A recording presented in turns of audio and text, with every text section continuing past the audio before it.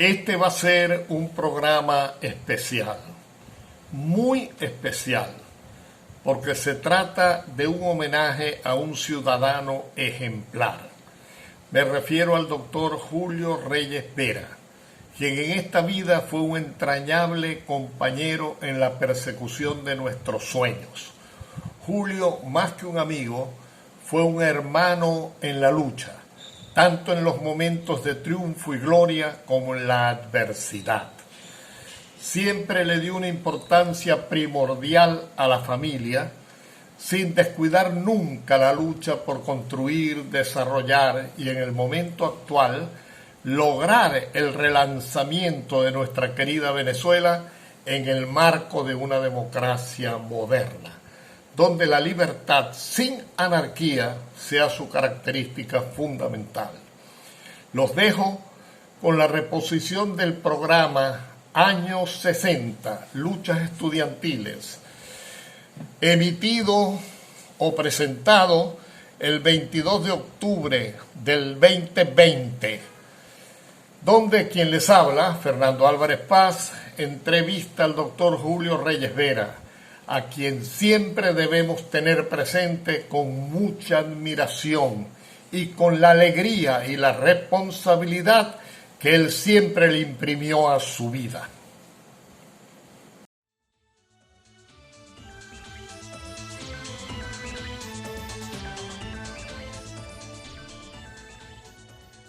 Bienvenidos a un nuevo capítulo de nuestro programa Protagonista. El programa de hoy va a estar dedicado a las luchas estudiantiles, especialmente en el estado Zulia, correspondientes a lo que Américo Martín ha denominado los terribles años 60. La dictadura de Marcos Pérez Jiménez había caído como producto de una lucha tenaz, permanente, resistente de muchos dirigentes de todas las clases sociales. Y cayó el 23 de enero de 1958. Luego de una década de persecución, prisiones, torturas y asesinatos por parte del régimen contra cualquier voz opositora que se atreviera a criticar al militarismo hecho gobierno. Rómulo Betancourt había ganado la presidencia de la República y luchaba tenaz y eficientemente contra conspiraciones y atentados que provenían de la extrema derecha, Castro León, Chapita Trujillo, y de la izquierda extremista, el MIR, Partido Comunista, y Fidel Castro. Además, tenía que desarrollar una labor de gobierno muy eficaz desde el punto de vista económico y social, porque era necesario mejorar las condiciones de vida de los ciudadanos venezolanos. Sin embargo, al producirse la primera división de Acción Democrática, aparece el MIR, que unido al Partido Comunista tomaron la decisión de ir a la lucha armada contra la naciente democracia. Esto tuvo un dramático impacto en la juventud venezolana, pero de manera especial y diferente en la juventud zuliana. Todos estos temas los vamos a conversar con un invitado de lujo para los efectos de la época que vamos a analizar y las consecuencias que todo esto tuvo posteriormente. Me refiero al abogado Julio Reyes Vera, diputado principal a la Asamblea Legislativa durante 4 períodos, Contralor General del Estado Zulia durante 2 períodos, gerente de coordinación y promoción de Corpo Zulia, donde también tuvo una intensa actividad en varias posiciones. Además, director general de la alcaldía del municipio Sucre del Estado Zulia y presidente fundador del Movimiento Universitario Democrático MUD. Julio además ha tenido otra gran cantidad de actividades, pero sería demasiado extenso explicarlas aquí. Bienvenido, Julio, y antes de pasar vamos a ir a un breve corte, pero antes yo quisiera dejar en el ambiente una pregunta, ¿no? ¿Cómo fue que prevaleció en ti la vocación política a pesar del profundo dolor que le produjo a la familia la muerte de tu querido padre en la cárcel y de la situación económica que me consta que todos ustedes tuvieron, que fue terrible, que fue muy fuerte en ese momento. Puedes incluso contestar de una vez, porque todavía tenemos un pequeño tiempo. Sí, bueno, yo pienso que eso viene desde niño, porque nosotros sufrimos los rigores de la dictadura siendo niños, porque mi papá, a pesar de no haber sido un dirigente estrella de Acción Democrática, era un activista de Acción Democrática, era obrero del servicio portuario. Pero fue un gran ejemplo en la resistencia. Sí, era obrero de los servicios portuarios, y allí lo vincularon a unas bombas que el Mocho Noé puso por Sabaneta, cerca donde vivíamos nosotros. Eso indudablemente que nos marcó, porque nos producían allanamientos de manera inesperada al rancho donde nosotros vivíamos. Pero además de eso, nosotros fuimos expulsados de los colegios públicos por ser hijos de presos políticos. Entonces yo estudiaba en el Carmelita Morales, nosotros vivíamos en la calle Arismendi, y a 300 metros de mi casa. Y la directora del colegio nos llamó a mi hermana Hildegardi y a mí y nos informó que no podíamos continuar en el colegio porque éramos hijos de presos políticos. Eso indudablemente fue un gran impacto para nosotros porque no entendíamos, éramos niños. Pero luego, en la época de la dictadura de Pérez Jiménez, había una gran solidaridad en la lucha, que eso se ha perdido ahora, entre los miembros de los partidos. Y entonces Ciuberto Martínez, el profesor Ciuberto Martínez, tenía su colegio privado, el Cajigal, y el profesor Nicolás Chirino, que tenía su colegio privado, José María Vargas, decidieron recibir a los hijos de los presos políticos expulsados por ser hijos, decidieron acogernos por ser hijos de presos políticos y que fueron expulsados. A raíz de eso, entonces empezó un proceso allí y yo siempre teniendo como norte, como ejemplo, la resiedumbre, la verticalidad de mi padre, que nunca se entregó a la dictadura y prefirió morir en la cárcel en defensa de sus principios, a pesar de dejar una familia en una situación económica bien pobre. Bueno, mira, vamos a ir a un breve corte, pero al regresar, a mí me gustaría que tú hicieras una reflexión, Julio, sobre cómo fue posible en los primeros años de la década de los 60 que el liderazgo estudiantil de esa época lograra tal profundidad y capacidad real de dirección sin estar pensando en cargo de ningún tipo. Correcto. Que tú fuiste protagonista, y tengo que hacer un esfuerzo para no decir nosotros, ¿no? De todo ese proceso, un liderazgo donde para nada estaban los cargos. Vamos a un pequeño corte y venimos inmediatamente.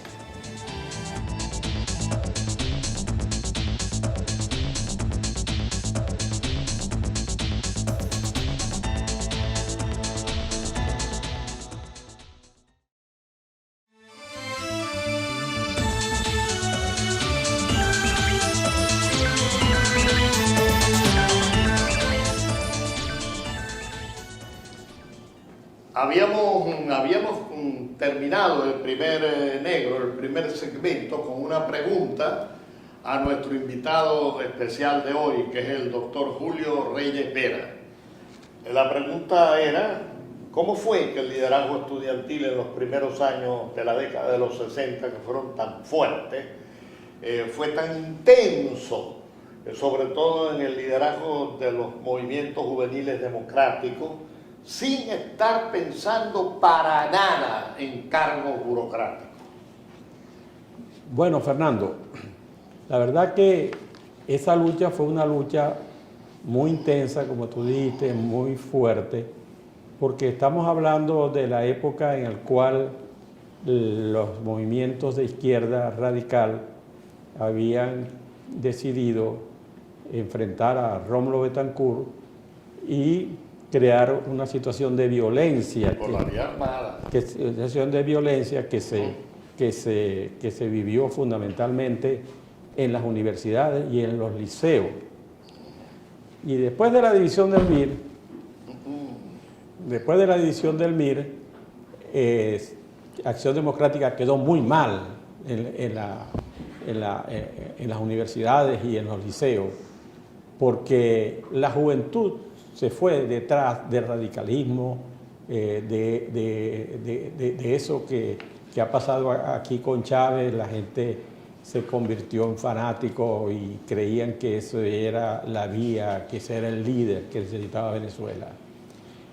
Y nos tocó fundamentalmente a los hijos de los dirigentes políticos de Acción Democrática asumir la vanguardia, el liderazgo democrático para enfrentar esta situación, que lo hicimos, y lo hicimos con valentía, y lo hicimos en defensa de la democracia, y lo hicimos por un futuro mejor. Ahora, en esa época indudablemente había una gran solidaridad, como hablamos al principio. Nosotros nunca quedamos solos a las situaciones que se presentaron, y el partido en esa época nos protegió. En mi caso particular hubo una situación muy especial. Yo ingresé al Liceo Baral, y el Liceo Baral era epicentro de esa división del MIR. Y entonces, junto con el MIR y el PCB, dominaban todos los liceos y la universidad. Y el Liceo Baral, de verdad, era un sitio de mucha fuerza para el MIR y para el Partido Comunista. Y nosotros éramos, como decir, como la hija de la paradera, porque éramos relativamente débiles. Con todo y eso, nosotros nos enfrentamos a eso y dimos una gran lucha, una gran pelea. Y yo fui víctima de violencia, mucha violencia en el Liceo Baral, por ser la cabeza visible de ese movimiento. Y mi mamá tomó una decisión mi mamá era una mujer muy decidida, a pesar de no tener una gran educación formal, y en vista de que yo llegaba con la camisa rota, con problemas, una vez me tuvieron que sacar en la maleta de un carro, porque, bueno, esta gente era muy agresiva y muy fanática. Y planteó: yo quiero tener a un hijo que no sea educado, pero que esté vivo, y ahí me lo van a matar en el Liceo Baral. Entonces, cuando se planteó eso en el partido, el profesor Juan Medina Lugo, que era el director del Liceo Don Pérez y era el coordinador de la Comisión Reestructuradora de la Juventud, le dijo a mi mamá: no, eso no puede ser, vamos a hacer un acuerdo. Yo me llevo a Julio para el Liceo Don Pérez, para que Julio esté allá mucho más tranquilo y pueda seguir ejerciendo su trabajo político. Y así ocurrió. Sí, mira, hay algo que le llama la atención a mucha gente. Mi esposa es psicóloga y estudió en la UCB, es de origen caraqueña, y ella dice, me ha planteado varias veces, que ella no entiende por qué en el estado Zulia la reacción de la juventud estudiantil fue tan diferente a la reacción en el resto del país, especialmente en Caracas, ¿no? En parte, tú creo que ya lo estás respondiendo por las experiencias a nivel familiar, ¿no? Sí. Pero ¿qué opinas tú, además de la suerte que tuvimos, de los cursos, consejos, orientación, de toda la gente que venía de la clandestinidad y del exilio. Bueno, esto Porque fue muy distinto lo del Zulia. Sí. La verdad que fue, ¿cómo decirlo?, una situación bien hermosa, porque a nosotros, los que estaban en la dictadura, se prepararon, estudiaron, vinieron con una experiencia, habían sido héroes resistiendo a un gobierno militar que mucha gente decía que no iba a caer nunca. Y cuando regresaron de la dictadura, del exilio y otros de la cárcel, se dedicaron a proteger y a formar a la nueva Juventud de Acción Democrática. Porque Rómulo, cuando hubo la división del MIR, él dijo: yo prefiero que se vayan los que han convertido a la Juventud de Acción Democrática en un cáncer y no nos va a servir para el futuro, influenciado por Cuba y por Fidel Castro. Y la nueva juventud que nazca, esa sí va a ser una juventud identificada con los principios y valores de Acción Democrática. Entonces a nosotros nos formaron y nos dieron un ejemplo de vida. Además de eso, nos inculcaron una cosa maravillosa, que la juventud no era una juventud para cargos, para pelearse por burocracias, para establecer conflictos personales, con intereses personales. No, nosotros en eso fuimos muy puros, en eso fuimos muy auténticos, y en la juventud teníamos una consigna, y Fernando sabe que formó parte de eso, que los jóvenes no podíamos contaminarnos con estar peleando y luchando por cargos y por canonjía, etc. Y ese ejemplo de verdad se dio, y a nivel de la Juventud de Acción Democrática formamos una juventud vigorosa que después, con el tiempo, terminó ganando incluso la Federación de Centros Universitarios. Sí, mira, nos toca otra vez hacer un breve corte e inmediatamente regresar.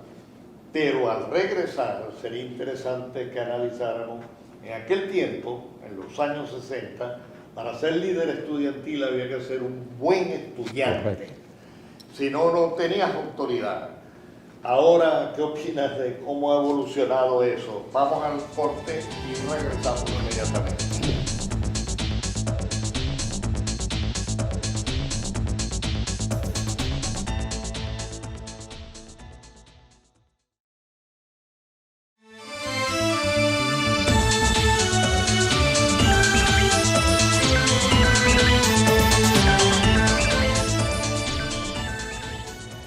Estamos conversando sobre los terribles años 60 con el doctor Julio Reyes Vera, que fue uno de los grandes protagonistas de la época, y habíamos dejado en el aire una pregunta, en el sentido de que en aquel tiempo los dirigentes tenían que ser de cualquier partido de ideología. Para tener autoridad tenían que ser muy buenos estudiantes.